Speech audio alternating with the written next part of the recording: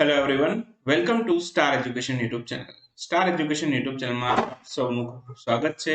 આજનો જે વિડીયો છે એમાં આપણે ચર્ચા કરશું બીજી ફેબ્રુઆરીના તમામ મહત્વના કરંટ અફેર. સૌથી પહેલા તો આપણી ટેલિગ્રામ ચેનલ છે એને જોઈન કરી લેજો. સ્ટાર એજ્યુકેશનની તમામ ઓફિશિયલ અપડેટ તમને આ ટેલિગ્રામ ચેનલમાં મળતી રહેશે. માત્ર ટેલિગ્રામમાં જઈ તમારે સર્ચ કરવાનું છે સ્ટાર એજ્યુકેશન, એટલે આ પ્રકારે ટેલિગ્રામ ચેનલ મળી જશે. શરૂ કરશું આજનો વિડીયો બીજી ફેબ્રુઆરીના કરંટ અફેર. સૌથી પહેલો ક્વેશ્ચન આજના વિડીયોમાં. હાલમાં જ છે પ્રધાનમંત્રી નરેન્દ્રભાઈ મોદી એમણે રાષ્ટ્રીય મહિલા આયોગ છે એના સ્થાપના દિવસ કાર્યક્રમના કેટલામા સંસ્કરણ પર વિશેષ સંબોધન કરેલું? તો રાષ્ટ્રીય મહિલા આયોગ કાર્યક્રમ એનું હાલમાં જ 30મું સંસ્કરણ હતું. તો આન્સર આવશે 30. તો 30મા સંસ્કરણમાં અથવા તો કેટલામો સ્થાપના દિવસ એમ પૂછે રાષ્ટ્રીય મહિલા આયોગનો, તો પણ 30મું. તો આ રાષ્ટ્રીય મહિલા આયોગ સ્થાપના દિવસ કાર્યક્રમ એનું 30મું સંસ્કરણ હતું, જેમાં પ્રધાનમંત્રી નરેન્દ્રભાઈ મોદી છે એમણે વિશેષ સંબોધન કરેલું હતું. અચ્છા, ક્યારે હતો આ રાષ્ટ્રીય મહિલા આયોગનો સ્થાપના દિવસ? આ હતો 31મી જાન્યુઆરીએ. તો 31મી જાન્યુઆરીએ છે આ રાષ્ટ્રીય મહિલા આયોગના સ્થાપના દિવસની ઉજવણી થઈ હતી. અને રાષ્ટ્રીય મહિલા આયોગ છે એની સ્થાપના ક્યારે થઈ હતી? 1992માં. 31 જાન્યુઆરી 1992માં રાષ્ટ્રીય મહિલા આયોગની સ્થાપના થઈ હતી. અને આ વર્ષે 30મો સ્થાપના દિવસ હતો. આ કાર્યક્રમ માટે એક થીમ રાખવામાં આવેલી છે. તો આ રાષ્ટ્રીય મહિલા આયોગની થીમ છે એટલે અગત્યની છે પરીક્ષાની દ્રષ્ટિએ. તો આ કાર્યક્રમની થીમ અથવા તો રાષ્ટ્રીય મહિલા આયોગના સ્થાપના દિવસની થીમ એવું પૂછે તો આન્સર આવશે see the change maker. See the change maker આ એની થીમ છે. બાકી રાષ્ટ્રીય મહિલા આયોગ છે એના અધ્યક્ષ કોણ છે? રાષ્ટ્રીય મહિલા આયોગના અધ્યક્ષ છે રેખા શર્મા. તો આ પણ યાદ રાખશું, રાષ્ટ્રીય મહિલા આયોગના અધ્યક્ષ પણ ઘણીવાર પૂછતા હોય છે પરીક્ષાની અંદર. હાલમાં છે ઓડિશા ઓપન ટુર્નામેન્ટ, એમાં મહિલા સિંગલનું ટાઇટલ કોણે જીતેલું? ઓડિશા ઓપન ટુર્નામેન્ટ 2022 નું આયોજન હમણાં જ થયેલું હતું. એમાં મહિલા સિંગલનું ટાઇટલ જીતેલું છે ઉન્નતિ હોડાએ. તો ઓપ્શન બી અહીંયા આપણો આન્સર થશે. ઉન્નતિ હોડાએ છે ઓડિશા ઓપન ટુર્નામેન્ટમાં મહિલા સિંગલનું ટાઇટલ મેળવેલું. તો એક તો મહિલા સિંગલનું ટાઇટલ પૂછી શકે આ ઓડિશા ઓપન ટુર્નામેન્ટ માટે, અને એક પૂછે પુરુષ સિંગલનું. તો પુરુષોમાં કોણે જીતેલું છે? પુરુષોમાં પુરુષ સિંગલનું ટાઇટલ ઓડિશા ઓપનમાં જીતેલું છે કિરણ જોર્જ. કિરણ જોર્જ છે એમણે પુરુષોમાં જીતેલું છે, ને ઉન્નતિ હોડા છે એમણે મહિલાઓમાં જીતેલું છે. બાકી આ ટુર્નામેન્ટનું આયોજન ક્યાં થયેલું હતું? ઓડિશા ઓપન ટુર્નામેન્ટ છે એટલે ઓડિશામાં થયેલું હોય, પણ ઓડિશાના કયા જિલ્લામાં? તો ઓડિશાના કટક જિલ્લામાં. અને કયું સ્ટેડિયમ હતું? તો જવાહરલાલ નહેરુ સ્ટેડિયમ છે ત્યાં એનું આયોજન કરવામાં આવેલું હતું. અચ્છા, આ કઈ રમત સાથે સંકળાયેલી છે? ટેનિસ કે બેડમિન્ટન? તો જ્યારે પણ ઓપન એવી વાત ચાલતી હોય, બરાબર, કાં તો ટેનિસની ટુર્નામેન્ટ હોય, કાં તો મોટે ભાગે બેડમિન્ટનની ટુર્નામેન્ટ હોય. તો આ બેડમિન્ટનની ટુર્નામેન્ટ છે, બેડમિન્ટનની રમતની ટુર્નામેન્ટ છે, એ ખાસ યાદ રાખજો. હાલમાં જ ભારતીય તટરક્ષક સેના એનો સ્થાપના દિવસ ક્યારે ઉજવાયેલો હતો? ભારતીય તટરક્ષક સેનાનો સ્થાપના દિવસ દર વર્ષે 1 ફેબ્રુઆરી ઉજવાય છે. તો ઓપ્શન એ આપણો આન્સર થશે. હાલમાં જ ભારતીય તટરક્ષક સેના છે એનો સ્થાપના દિવસ છે 1 ફેબ્રુઆરીના રોજ ઉજવવામાં આવેલો હતો. 1 ફેબ્રુઆરી 2022ના રોજ આ ભારતીય તટરક્ષક સેનાનો 46મો સ્થાપના દિવસ હતો. તો ક્વેશ્ચન એવો પણ પૂછે કે કેટલામો હતો? 46મો સ્થાપના દિવસ હતો. ભારતીય તટરક્ષક સેના છે એની સ્થાપના 1 ફેબ્રુઆરી 1977માં થઈ હતી. અને બાકી એક ક્વેશ્ચન એવો પૂછી શકે આમાંથી કે ભારતીય તટરક્ષક સેના છે એના વડા કોણ છે? તો ભારતીય તટરક્ષક સેનાના વડા છે વિરેન્દ્રસિંહ પઠાનિયા. આ નવા જ બન્યા છે, કે નટરાજનનું સ્થાન લીધેલું છે. વિરેન્દ્રસિંહ પઠાનિયા એ ભારતીય તટરક્ષક સેનાના નવા જ વડા બનેલા છે. તો આ ખાસ યાદ રાખજો, અહીંયાથી પરીક્ષામાં પ્રશ્ન નીકળી શકે છે. બરાબર. બાકી થોડાક આ સેનાના અગત્યના દિવસો યાદ રાખીએ. તો થલ સેના દિવસ હમણાં જ ગયેલો હતો 15મી જાન્યુઆરીએ. શા માટે ઉજવાય છે આ થલ સેના દિવસ? યાદ હોવું જોઈએ તમને. 15મી જાન્યુઆરી છે 1949. 15મી જાન્યુઆરી 1949 આ દિવસે છે સૌ પ્રથમ જે કે.એમ. કરિયપ્પા છે એ ભારતીય થલ સેનાના છે કમાન્ડર ઇન ચીફ બન્યા હતા. તો એ દિવસની યાદમાં છે આ થલ સેના દિવસ 15મી જાન્યુઆરીએ ઉજવાય છે. તો સૌપ્રથમ ભારતીય કમાન્ડર ઇન ચીફ કે.એમ. કરિયપ્પા બનેલા હતા 15મી જાન્યુઆરી 1949ના રોજ. તો એ દિવસની યાદમાં આપણે આ થલ સેના દિવસ ઉજવીએ છીએ. ઇન્ડિયન આર્મી એ કહીએ અંગ્રેજીમાં. નૌસેના દિવસ ક્યારે ઉજવીએ છીએ? નૌસેના દિવસ ઉજવીએ છીએ 4 ડિસેમ્બરે. અને વાયુસેના દિવસ ક્યારે ઉજવીએ છીએ? વાયુસેના દિવસ આપણે ઉજવીએ છીએ 8મી ઓક્ટોબરે. આ બધા જ અગત્યના પોઈન્ટ છે. આ દરેક પોઈન્ટ છે ખાસ પરીક્ષાની દ્રષ્ટિએ યાદ રાખજો. હાલમાં જ world games athlete of the year award 2021 છે. આનાથી કોને સન્માનિત કરવામાં આવ્યું છે? તો હાલમાં જ છે પીઆર શ્રીજેશને આ એવોર્ડ આપવામાં આવેલો છે. તો આન્સર આવશે ઓપ્શન એ, પીઆર શ્રીજેશ. તો world games athlete of the year આ પુરસ્કાર પીઆર શ્રીજેશને આપવામાં આવેલો છે. અહીંયા તમે જોઈ શકો છો પીઆર શ્રીજેશ ઇમેજની અંદર. તો એમને આ પુરસ્કાર મળેલો છે. કઈ રમતના ખેલાડી છે? હોકીની રમતના ખેલાડી છે. અને આ પુરસ્કાર મેળવનાર તેઓ બીજા ભારતીય વ્યક્તિ બન્યા છે.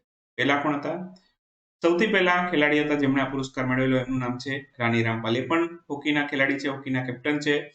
મહિલા હોકી ટીમના કેપ્ટન હતા. અત્યારે ઇન્જરીના કારણે અત્યારે એમણે કેપ્ટનશિપ મૂકી દીધી છે.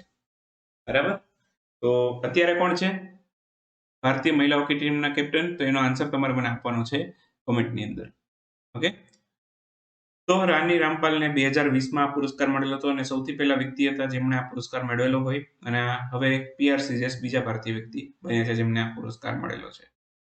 બાકી યાદ હોય તો હમણાં જ એશિયા મહિલા હોકી કપનું આયોજન થયેલું હતું. ઓમાનના મસ્કટ ખાતે આ ટુર્નામેન્ટનું આયોજન થયેલું હતું. ભારતે એમાં બ્રોન્ઝ મેડલ મેળવ્યો હતો.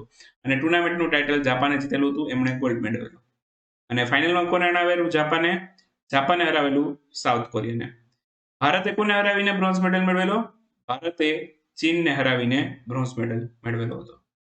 અને બાકી ભારતીય પુરુષ હોકી ટીમ છે, બરાબર, એણે ટોક્યો ઓલિમ્પિકની અંદર પણ બ્રોન્ઝ મેડલ મેળવેલો હતો. આ પણ યાદ રાખજો.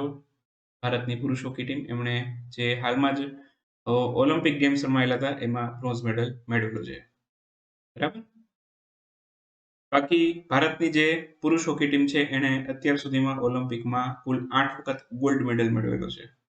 આ પણ માહિતી યાદ રાખજો. કેટલી વખત ગોલ્ડ મેળવેલો એવું છે તો 8 વખત. અને બ્રોન્ઝ અત્યાર સુધીમાં 3 વાર મેળવેલો છે, 1 વખત સિલ્વર મેળવેલો છે. બરાબર. તાજેતરમાં એનપીસીઆઈએ 1 થી 7 ફેબ્રુઆરી દરમિયાન કયા સપ્તાહની ઉજવણી કરવા અંગેની જાહેરાત કરેલી છે? તો એનપીસીઆઈએ 1 થી 7 ફેબ્રુઆરી છે એને UPI safety and awareness week તરીકે ઉજવવાની જાહેરાત કરેલી છે. તો ઓપ્શન બી અહીંયા આપણો આન્સર થશે. તો UPI safety and awareness week 1 થી 7 ફેબ્રુઆરી દરમિયાન ઉજવવામાં આવશે. અને આ UPI safety and awareness week છે, બરાબર, એની ઉજવણી કોણ કરશે? એનપીસીઆઈ. તો એનપીસીઆઈ દ્વારા છે આની ઉજવણી કરવામાં આવશે. અને બીજી એક અગત્યની એનાઉન્સમેન્ટ એ પણ કરેલી છે એનપીસીઆઈ કે સમગ્ર ફેબ્રુઆરી માસ, બરાબર, આખો ફેબ્રુઆરી મહિનો છે એને UPI safety and awareness month તરીકે પણ ઉજવવામાં આવશે. જેમ કે આપણે પોષણ માસ તરીકે સપ્ટેમ્બર મહિનો ઉજવીએ છીએ, એવી જ રીતે યુપીઆઈ સેફટી એન્ડ અવેરનેસ તરીકે, બરાબર, ફેબ્રુઆરી મહિનો ઉજવાશે. બરાબર. ખાસ યાદ રાખજો. અને બાકી એનપીસીઆઈ નું પૂરું નામ પૂછી શકાય, national payment corporation of India. NPCI નું પૂરું નામ છે. સ્થાપના 2008માં થયેલી. મુખ્ય મથક મહારાષ્ટ્રના મુંબઈમાં છે. આરબીઆઈ નું પણ ત્યાં જ છે મુખ્ય મથક મહારાષ્ટ્રના મુંબઈમાં. અને એનપીસીઆઈ નું પણ ત્યાં જ છે મહારાષ્ટ્રના મુંબઈમાં. હાલમાં જ ડેટા પ્રાઇવસી દિવસની ઉજવણી ક્યારે થઈ હતી? ડેટા પ્રાઇવસી દિવસ 28 જાન્યુઆરી ઉજવાયેલો હતો. તો આન્સર આવશે 28મી જાન્યુઆરી. દર વર્ષે 28મી જાન્યુઆરીએ ડેટા પ્રાઇવસી દિવસ ઉજવાય છે. અને આ વખતની થીમ યાદ રાખજો, પ્રાઇવસી મેટર્સ. Privacy matters. તો ડેટા પ્રાઇવસી દિવસની થીમ હતી. ચલો, તો ત્યાંથી આગળ જઈએ. હવે ચર્ચા કરશું આજના ક્વિક ન્યૂઝની. ક્વિક ન્યૂઝમાં સૌથી પહેલો ક્વેશ્ચન આજના વિડીયોમાં. સૌથી પહેલો છે આજના ક્વિક ન્યૂઝની અંદર ક્વેશ્ચન. ક્વિક ન્યૂઝના પણ ક્વેશ્ચન છે આજે મેં તમારા માટે ગોતીને કાઢેલા છે. તો એક એક ક્વેશ્ચન અગત્યના છે. અહીંથી પણ સીધો ડાયરેક્ટલી વન લાઇનર ક્વેશ્ચન આવી જશે પરીક્ષાની અંદર. આજના ક્વિક ન્યૂઝ છે બહુ જ અગત્યના છે. તો શરૂ કરીએ આજના ક્વિક ન્યૂઝ. સૌથી પહેલો ક્વેશ્ચન છે કે તાજેતરમાં એક પહેલ શરૂ કરવામાં આવી છે. આ પહેલનું નામ છે પોડકાસ્ટ કિસ્સા ખાખીકા. તો આ જે પહેલ છે પોડકાસ્ટ કિસ્સા ખાખીકા, આ કયા રાજ્ય અથવા તો કેન્દ્ર શાસિત પ્રદેશે શરૂ કરેલું છે? આ શરૂ કરેલું છે દિલ્હીએ. દિલ્હી વિધાનસભા ધરાવતો કેન્દ્ર શાસિત પ્રદેશ છે. ભારતમાં વિધાનસભા ધરાવતા કેન્દ્ર શાસિત પ્રદેશોની સંખ્યા કેટલી? 3. અને કુલ કેટલા છે? 8 કેન્દ્ર શાસિત પ્રદેશ છે ભારતની અંદર. અને ભારતની અંદર રાજ્યની સંખ્યા કેટલી છે? 28. તાજેતરમાં ધર્મશાળા રોપવેનું ઉદ્ઘાટન કયા રાજ્ય ખાતેથી કરવામાં આવેલું હતું? તો ધર્મશાળા રોપવે, ધર્મશાળા નામ ઉપરથી કદાચ ખબર પડી જાય કે ક્યાં આવેલું છે. તો ધર્મશાળા આવેલું છે હિમાચલ પ્રદેશમાં. તો ધર્મશાળા છે, બરાબર, ત્યાં રોપવેનું ઉદ્ઘાટન કરવામાં આવેલું છે અને ધર્મશાળા છે એને કયા શહેર સાથે જોડશે? તો ધર્મશાળાને મેકલોડગંજ સાથે જોડશે, બરાબર. અને આ રોપવેની લંબાઈ છે 1.8 કિલોમીટર છે અને 5 મિનિટની અંદર છે આ રોપવે ધર્મશાળાથી મેકલોડગંજ સુધી પહોંચાડી દે છે. હાલમાં જ પ્રકાશિત થયેલ ઓપરેશન ખાત્મા નામનું પુસ્તક આ કોના દ્વારા લખવામાં આવેલું છે? તો ઓપરેશન ખાત્મા નામનું પુસ્તક હમણાં જ લખવામાં આવેલું છે અને પ્રકાશિત પણ હમણાં જ થયેલું છે. આ પુસ્તક લખેલું છે આરસી ગંજુ અને અશ્વિની ભટનાગરે. આન્સર આવશે આરસી ગંજુ અને અશ્વિની ભટનાગર. એના પછીનો બહુ અગત્યનો ક્વેશ્ચન, ભારતની સૌપ્રથમ સ્પોર્ટ્સ યુનિકોર્ન બનનાર આઈપીએલ ટીમનું નામ જણાવો. તો સ્પોર્ટ્સ યુનિકોર્ન બનનાર આઈપીએલ ટીમ છે એનું નામ છે ચેન્નાઈ સુપર કિંગ. તો આન્સર આવશે ચેન્નાઈ સુપર કિંગ, બરાબર. અગાઉ આપણે એક યુનિકોર્ન વાળો એક ટોપિક ડિસ્કસ કરેલો હતો કે કોઈ કંપની છે એને યુનિકોર્નનું ટાઇટલ ક્યારે મળે. તો પોસિબલ હોય તો આન્સર આપવાનો પ્રયત્ન કરો અને કોઈ કંપની છે, બરાબર, એનું ટર્નઓવર કેટલું થાય ત્યારે એને યુનિકોર્નનું સ્ટેટસ મળે. પોસિબલ હોય, યાદ હોય તો તમે આનો આન્સર લખવાનો પ્રયત્ન કરજો, બરાબર. જો તમે મારા વિડીયો રેગ્યુલર જોતા હોય તો તમને આ ક્વેશ્ચનનો આન્સર આવડવો જોઈએ, બરાબર. હાલમાં જ છે ભારતના સૌથી મોટા ઇલેક્ટ્રિક વ્હીકલ ચાર્જિંગ સ્ટેશન છે એનું ઉદ્ઘાટન કયા સ્થળેથી કરવામાં આવ્યું છે?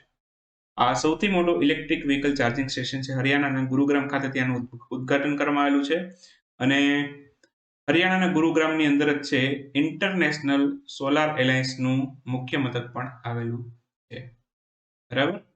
ઇન્ટરનેશનલ સોલાર એલાયન્સ એનું મુખ્ય મથક પણ આવેલું છે. અને આ જે ચાર્જિંગ સ્ટેશન બન્યું છે ઇલેક્ટ્રિક વ્હીકલ ચાર્જિંગ સ્ટેશન, એની કેપેસિટી કેટલી છે? તો આમાં કેટલા ચાર્જિંગ પોર્ટ છે? ઇન શોર્ટ, તો આમાં 100 ચાર્જિંગ પોઈન્ટ છે આપવામાં આવેલા છે, બરાબર. એટલે એક સાથે 100 કાર છે, બરાબર, એને આ ચાર્જિંગ સ્ટેશનમાં ચાર્જિંગ કરી શકાશે. બહુ જ અગત્યનો ક્વેશ્ચન આ પણ, સ્ટાર કરી લેજો અહીંયા અને પરીક્ષાની દ્રષ્ટિએ બહુ મહત્વનો છે. ભારતે 12 રાજ્યોના 150 ગામડાઓ છે એને વિલેજ ઓફ એક્સિલન્સમાં ફેરવવા માટે કયા દેશ સાથે કરાર કરેલા છે? આ આંકડા પણ યાદ રાખજો. કેટલા રાજ્યો? 12 રાજ્યો. રાજ્યોના નામ યાદ રાખવાની જરૂર નથી કયા કયા રાજ્યો 12 રાજ્યની અંદર, બરાબર. પણ આંકડો યાદ રાખજો, 12 રાજ્યના કેટલા ગામ? 150 ગામ, અને એને વિલેજ ઓફ એક્સિલન્સ ની અંદર ફેરવવાના છે. એના માટે કયા દેશ સાથે આપણે કરાર કરેલા છે? આના માટે કરાર કરેલા છે ઇઝરાયલ સાથે, બરાબર. અને ઇઝરાયલના જે પ્રધાનમંત્રી નવા બન્યા છે, કોણ બન્યું છે? નેફતાલી બેન્નેટ નવા પ્રધાનમંત્રી બન્યા છે ઇઝરાયલની અંદર. એમને પણ યાદ રાખવા પડે આપણે. હાલમાં જ છે ભારતનું કયું મંત્રાલય છે એમણે service e health assistant and teleconsultation, અને આ આખી યોજના છે એને ટૂંકમાં આપણે સેહત નામથી ઓળખીએ છીએ. તો ભારતનું કયું મંત્રાલય છે જે સેહત યોજના હેઠળ છે દવાની ફ્રી ડિલિવરી આપશે?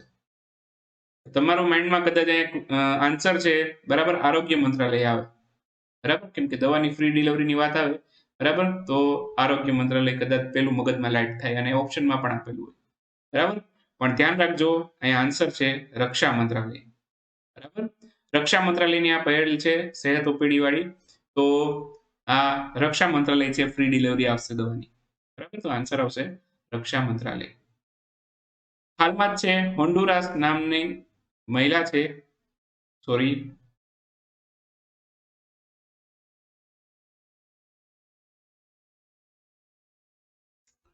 ઓકે, હોન્ડુરાસ નામનો દેશ છે અને આ હોન્ડુરાસ નામના દેશમાં છે સૌપ્રથમ મહિલા રાષ્ટ્રપતિ છે, એમણે શપથ ગ્રહણ કર્યા છે. તો આ સૌથી પહેલા મહિલા રાષ્ટ્રપતિનું નામ કહેવાનું છે.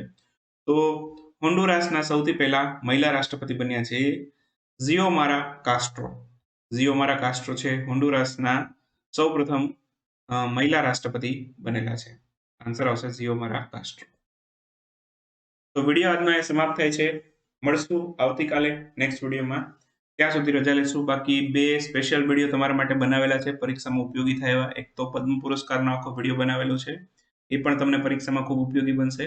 અને બીજો એક બનાવેલો છે સમર ઓલિમ્પિકનો.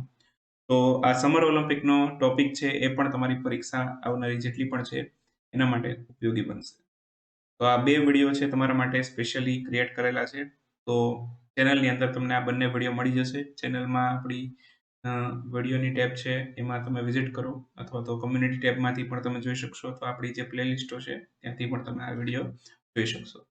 બરાબર?